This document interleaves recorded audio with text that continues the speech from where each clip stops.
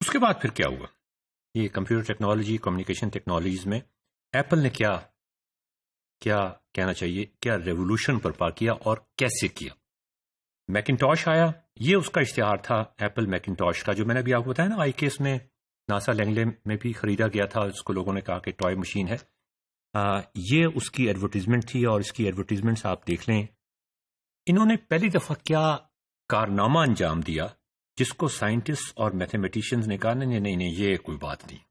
Steve job نے یہ introduce کروایا، یہ آپ کو دونوں نظر آ رہے ہیں۔ انہوں نے یہ کیا کہ کمانڈ لائن انٹرفیس ختم کر دی۔ What is a command line interface? Command line interface ایک ایسی چیز ہوتی ہے کہ آپ ٹائپ کرتے ہیں کمانڈز، کمپیوٹر پہ کمانڈز ٹائپ کرتے ہیں، اور اس طرح کمپیوٹر کام کرتا ہے، بتاتا ہے کہ وہ اس کو رسپونڈ کیسے کرتا ہے۔ Compile a program, switch on the lights, toaster brown ہو گئے ہیں، washing machine, so on so forth. انہوں نے کہا یہ کمانڈ لائن انٹرفیس جو ہے یہ ایک طرح سے لرننگ میں حائل ہوتا ہے۔ عام لوگ اگر کمپیوٹر استعمال کرنا چاہیں گے تو یہ وہ بیٹھ کے ٹائپ کریں گے کمانڈز، یہ نہیں ہونا چاہیے۔ یہ سوچ بڑی اہم سوچ تھی۔ یہ سوچ کیسے آئی یہ بھی میں آپ کو بتاؤں گا۔ تو انہوں نے، ایپل والوں نے یہ کیا کہ انہوں نے ایک انٹرفیس بنائی جو ماؤس آپریٹڈ تھی۔ اب یہ جو انٹرفیس تھی اس میں آپ کو کلک کرنا پڑتا تھا مختلف آپشنز کے اوپر۔ آپ کی کمانڈ لائن انٹرفیس انہوں نے ختم کر دی۔ یہ کمانڈ لائن انٹرفیس کو میں تھوڑا سا ایبسٹریکٹ لیول پہ لے کے جانا چاہتا ہوں۔ میں کہنا چاہتا ہوں کہ ہماری ایجوکیشن میں بھی اگر ہم کمانڈ لائن انٹرفیس کو ختم کر دیں، کمانڈ لائن انٹرفیس کا مطلب یہ ہے کہ ذو اضاف عقل، کمانڈ لائن انٹرفیس کا مطلب ہے عاد اعظم، اس کی جگہ ہم کھیل کھیل میں بچوں کو پڑھانے کی کوشش کریں، ان کو وہ تمام چیزیں، وہ تمام کمپلیکس کانسیپٹ فزکس اور میتھمیٹکس کے وہ اس طرح استعمال کرنے کی کوشش کریں، اس طرح انجوائے کرنے کی کوشش کریں کہ وہاں پر پھر یہ ٹرمز اور لیکچرز اور امتحان بے معنی ہو جائیں۔ ایپل نے یہی کچھ کیا میکنٹوش کے اس میں کہ انہوں نے کمانڈ لائن انٹرفیس کو ختم کر دیا۔ بچوں کو کیا چیز اچھی لگتی ہے؟ امیجز اچھے لگتے ہیں۔ میکنٹوش میں امیجز تھے۔ بچوں کو کیا چیز اچھی لگتی ہے؟ سٹوریز اچھی لگتی ہے، وہ تھیں۔ اس میں کمانڈ لائن انٹرفیس نہیں تھی۔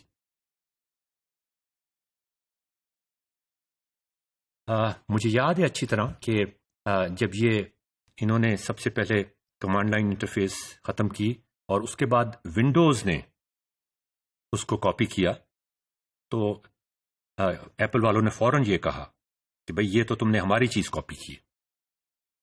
تو گیٹس نے اسٹیو جاب سے کہا کہ بھئی بات یہ ہے کہ چوری تو تم نے بھی کی تھی، ہم جب چوری کرنے کے لیے پہنچے اس جگہ پر تو پتہ چلا کہ پہلے سے ہی چور اٹھا کے لے گئے تھے۔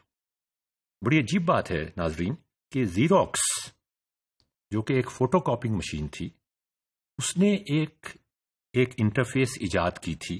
فوٹو کاپنگ مشین پہ آپ کو پتا ہے وہ ایک انٹرفیس ہوتی ہے جو ہاتھ سے کلک کرتے ہیں، کتنے کاپیز نکالنی ہیں، آگے پیچھے کاپیز نکالنی ہیں، سٹچ کرنا ہے کہ نہیں کرنا، کتنی جگہ چھوڑنی ہے، وہ سارے ہاتھ سے، آپ کو کمانڈ لائن نہیں استعمال کرنی پڑتی۔ یہ زیروکس کا کارنامہ تھا۔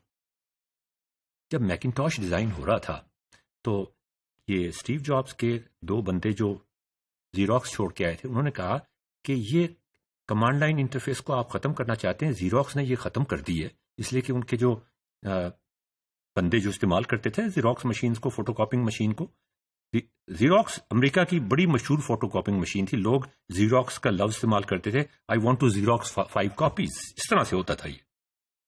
تو انہوں نے کہا کہ وہ زیروکس والوں نے ایک انٹرفیس بنائی ہے، وہ آپ جا کے دیکھیں۔ اسٹیو جاب نے کہا کہ اچھا ٹھیک ہے۔ اب اسے پتا تھا کہ اگر انہوں نے کوئی اچھی چیز بنائی ہے تو وہ آسانی سے نہیں دیں گے ان کو، تو اس نے ٹیلی فون کیا ان کے مینیجنگ ڈائریکٹر کو، سی ای او کو، اور کہا کہ آپ نے ایک انٹرفیس بنائی ہے، ہم اس میں انٹرسٹڈ ہیں، اور اگر آپ ہمیں دکھا دیں تو ہم آپ کو شیئرز دینے کو تیار ہیں، ان شیئرز کی قیمت 6 مہینے میں 10 گنا بڑھ جائے گی، اور یہ بات آپ کسی سے بھی ویریفائی کر سکتے ہیں، ہم آپ کو اتنے شیئرز دینے کو تیار ہیں۔ زیروکس اس وقت نیچے جا رہا ہے، ہمیں یہ بھی پتا ہے، تو یہ جو ہماری کنٹریبیوشن ہوگی وہ آپ کو کچھ سہارا دے دے گی۔ اس نے کہا ہاں کہ دیکھ لو۔ اس نے جو وہاں پہ مینیجر تھی، خاتون مینیجر تھی، جنہوں نے یہ کمانڈ لائن انٹرفیس کو ختم کر کے اور یہ GUI انٹرفیس بنائی تھی، اس کو کہا کہ بھئی وہ آئیں گے اور تم ان کو وہ دکھا دینا. اس خاتون کو یہ پتا تھا اگر اسٹیو کو پتہ چل گیا، نے دیکھ لیا، اس نے اس کو فوراً کاپی کر لینا ہے. اور یہاں میں روتی پیٹتی رہی ہوں کہ یہ this is the future of computing, this is the future of computing. اور زیروکس والوں کو سمجھ نہیں آ رہی، جبھی تو وہ نیچے جا رہے ہیں. جب اسٹیو اور ان کے 2 ساتھی وہاں پہ گئے تو انہوں نے سب کچھ دکھا دیا، بس یہ چیز نہیں دکھائی. Steve was very disappointed. اس نے واپسی پہ جب وہ کار پہ آ رہا تھا، اس نے ان کے CEO کو فون کیا، نہیں اپنے بندوں سے اس نے پہلے بات کی. وہ 2 بندے جو پہلے زیروکس میں کام کرتے رہے تھے وہ اس کے ساتھ نہیں گئے تھے. ان سے کہا کہ مجھے تو کوئی چیز نہیں. انہوں نے کہا اچھا وہ اس نے جان کے آپ کو نہیں دکھائی ہوگی، وہ تو ہے، ہم نے اپنی آنکھوں سے دیکھی ہے. اب اسٹیو نے ٹیلی فون کیا ان کے CEO کو کہ بھئی میں نے تمہیں شیئرز دینے کا وعدہ کیا تھا اور میں دے رہا ہوں وہ شیئرز، لیکن تم نے اپنا وعدہ نہیں نبھایا. اس نے فوراً اس خاتون کو فون کیا کہ آپ نے اسے وہ دکھایا ہے؟ نہیں دکھایا. اس نے کہا نہیں دکھایا. اس نے کہا میں نہیں دکھاؤں گی.